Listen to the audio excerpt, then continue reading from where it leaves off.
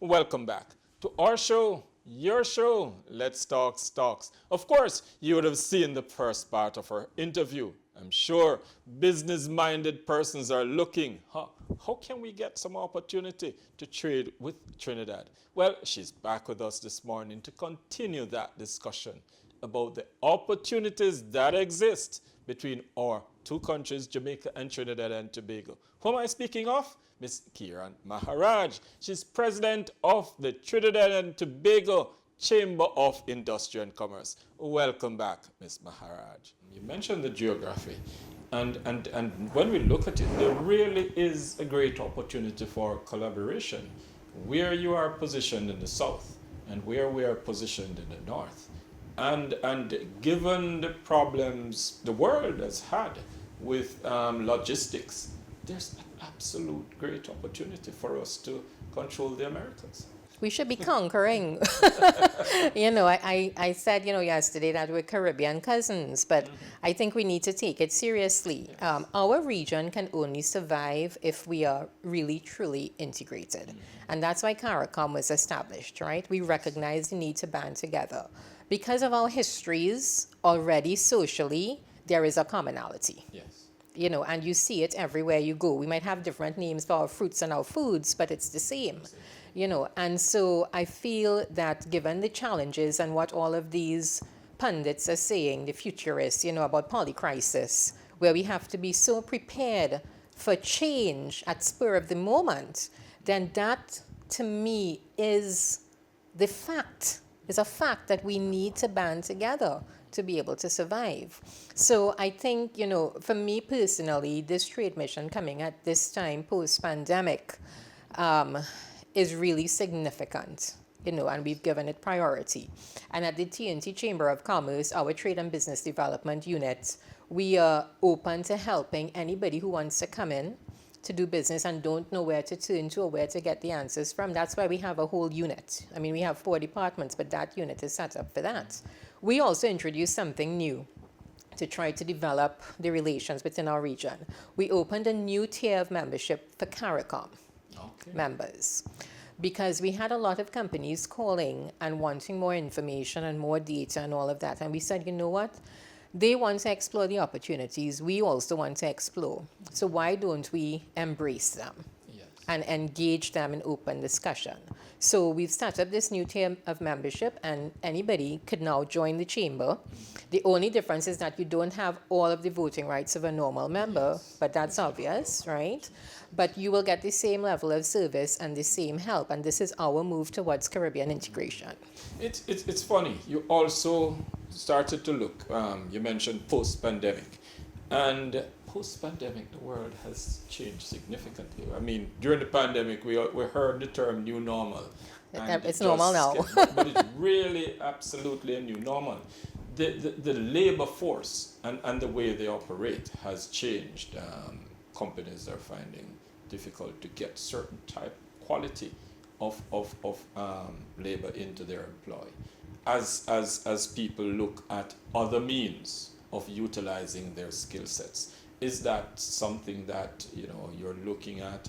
And what are the businesses that are now springing up post-pandemic in Trinidad? Yeah, so it has changed. It's not new normal anymore. Everything is now normal. I don't know when the next new normal will happen.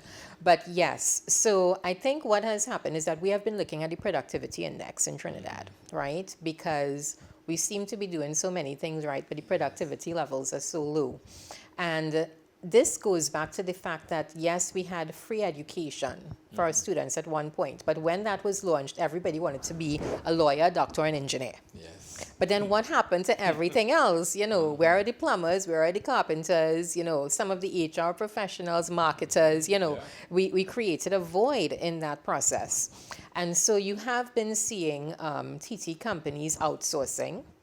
and having discussions now about how do we upskill our people. But to me, a lot of those skills do exist in the region. Yes. And I have encountered, Jamaican businesses who have those services and they're being offered in Trinidad. Yes. And I think that's one of the things that we can work on. I don't think that we need to be outsourcing to India, or to anywhere in Latin America, quite honestly. We have enough countries in this region, even our smaller neighbors, Grenada, Dominica, Antigua, St. Vincent, you call them.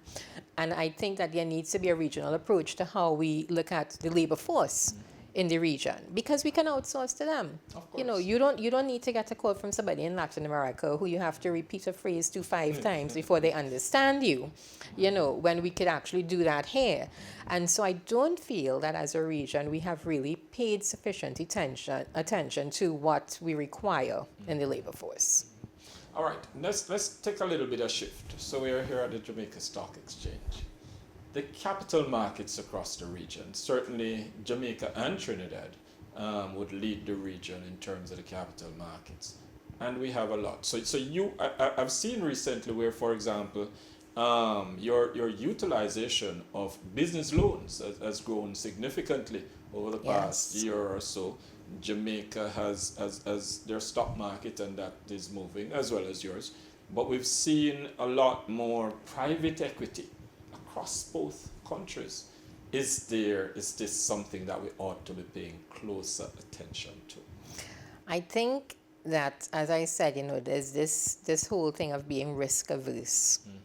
And I think that with the entrepreneurs, and where the SMEs are now, this is a new opportunity for them in our market. In fact, the Junior Stock Exchange in Trinidad was modeled after the Jamaican Stock Exchange, Junior Stock Exchange, which we're very proud about and happy about, because we think you all got it right, And so I feel that by going through the process right now of education, that's where the chamber has come in. We have an MOU with the stock exchange, the TTCIC Stock Exchange, and what we are looking to do is to partner with them to try to look at the businesses who are members, in particular, who we know have the potential to scale, and to get them prepared.